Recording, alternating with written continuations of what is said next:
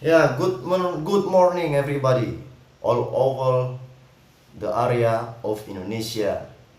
Selamat pagi para pemirsa dari dimanapun Anda berada di seluruh wilayah Indonesia, dari yang muda sampai yang tua, dari yang paling kecil sampai yang paling besar. Hari ini kita melanjutkan our lesson. We want to continue our lesson about fraction number.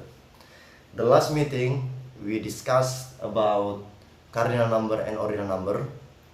Pertemuan kita sebelumnya di sesi kedua tentang cardinal number atau bilangan bulat dan ordinal number atau bilangan tingkat. Nah, pada hari ini kita akan bahas tentang fraction number atau disebut dengan bilangan pecahan. Fraction number ini pada prinsipnya sama saja. Mau di luar negeri, di Indonesia sama saja. 1/2 tetap 1/2. Hanya pembacaannya lah yang berbeda. Kalau di Indonesia, karena kita menggunakan bahasa Indonesia, maka 1/2 ada angka 1, kemudian ada strip, kemudian yang bawah dibaca 1/2, di atas sebagai pembilang dan di bawah sebagai penyebut.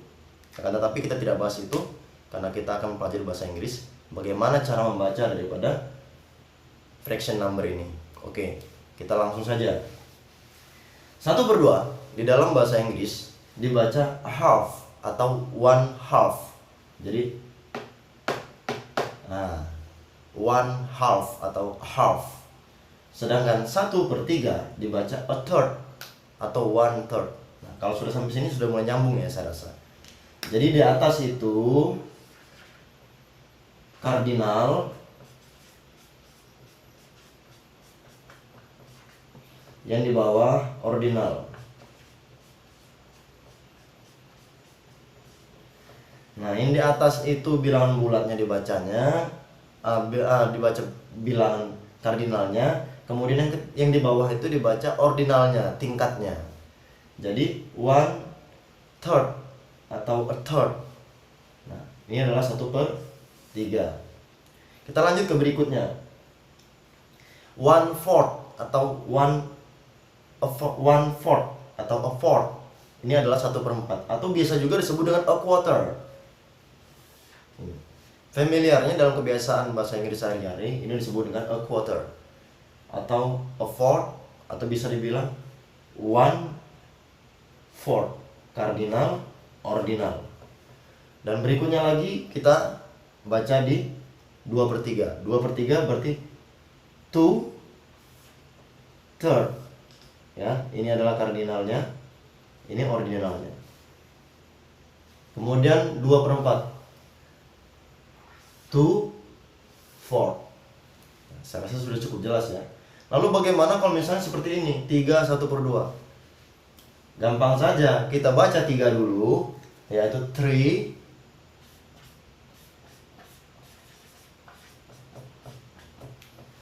Tinggal 1/2-nya kita baca 3.5.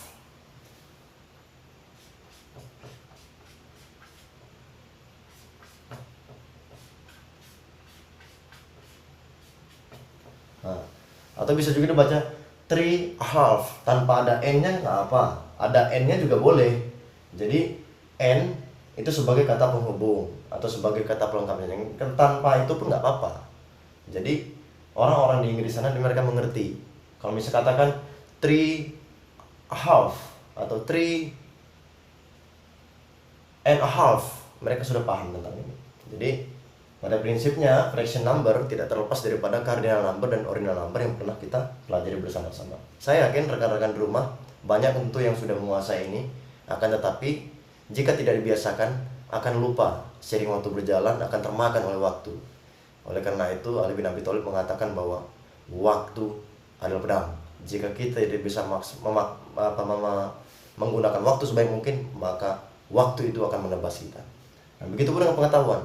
Jika pengetahuan kita tidak gunakan, kita tidak latihkan tiap hari, maka waktu akan memakan pengetahuan kita, yaitu dengan cara lupa. Oke, sudah cukup jelas di sini. Sudah cukup jelas tentang fraction number, di mana cardinal dan ordinal number sangat berhubungan erat di dalam fraction number. Sekarang kita akan ke pelajaran berikutnya, yaitu tentang cara membaca titik di dalam sebuah angka atau disebut dengan desimal, angka desimal ya.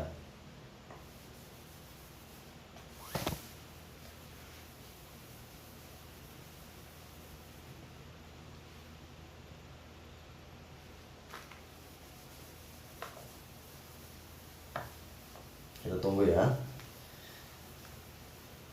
Oke, ini papan tulisnya sudah bersih. Sekarang kalau misalnya ada di sini 10.5, dalam bahasa Inggris koma itu tidak digunakan, yang digunakan adalah titik. Nah, jadi kalau kita membaca 10,5 di sana dibaca dengan 10.5. Ingat, pelafalan harus jelas. Kenapa? Karena jika pelafalan kita jelas, maka lawan bicara kita akan mengerti apa yang kita katakan. Jadi pelafalan kita atau spelling kita benar-benar harus baik. Jadi kalau misalnya 7.5 bagaimana dibaca? Maka bacanya adalah 7.5. Kemudian kalau misalnya ada seperti ini, 100.14,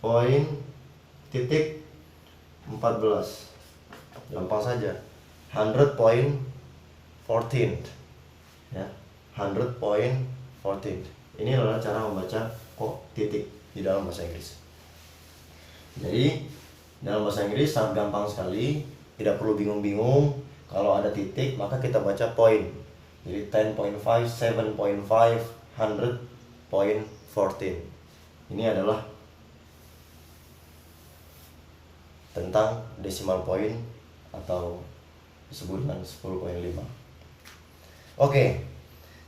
Supaya memperlancar rekan-rekan yang ada di rumah, saya minta partisipasinya. Partisipasinya seperti apa? Saya akan memberikan PR, bisa dikerjakan sendiri atau boleh dijawab di kolom komentar. Jika dijawab di kolom komentar, nanti akan kita koreksi bersama-sama. Kita mulai dari fraction number dan decimal point tadi. Ya. Homework.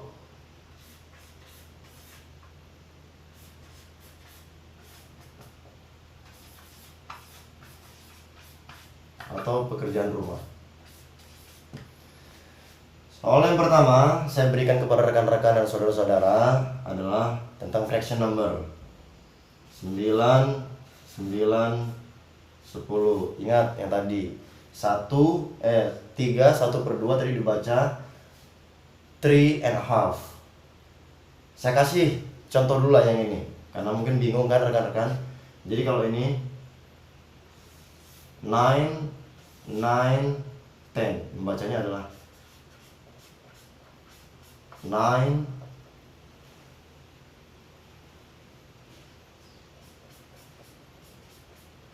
9,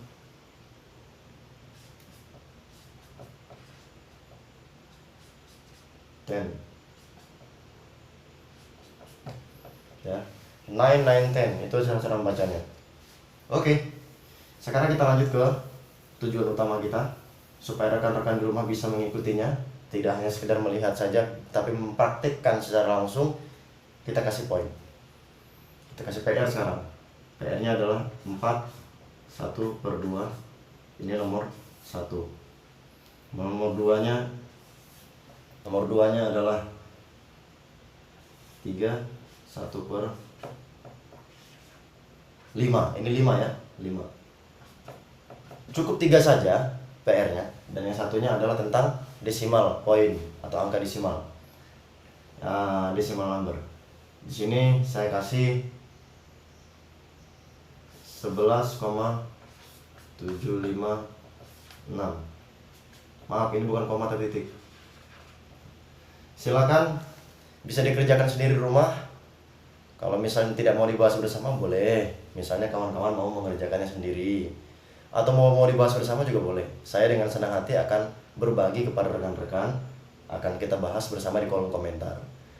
Dan jangan lupa besok insya Allah kita akan melanjutkan pelajaran kita tentang mengawali tentang percakapan sehari-hari. Nah, jangan sampai lupa besok. Jadi untuk memudahkan rekan-rekan, Jadi supaya mengingatkan rekan-rekan, silakan ditekan tombol subscribe-nya dan tekan gambar lonceng untuk memastikan bahwa rekan-rekan tidak ketinggalan materi. Semoga bermanfaat apa yang saya berikan pada hari ini. Saya bukan guru dan tidak menggurui, saya bukan pengajar dan tidak mengajarkan, akan tetapi kita belajar bersama-sama. We learn together. We learn together to reach our future together. Kita belajar bersama-sama untuk mencapai masa depan kita bersama-sama dengan jalan masing-masing, akan tapi memiliki tujuan yang sama-sama bahasa Inggris. Oke. Wassalamualaikum warahmatullahi wabarakatuh. Goodbye and see you later.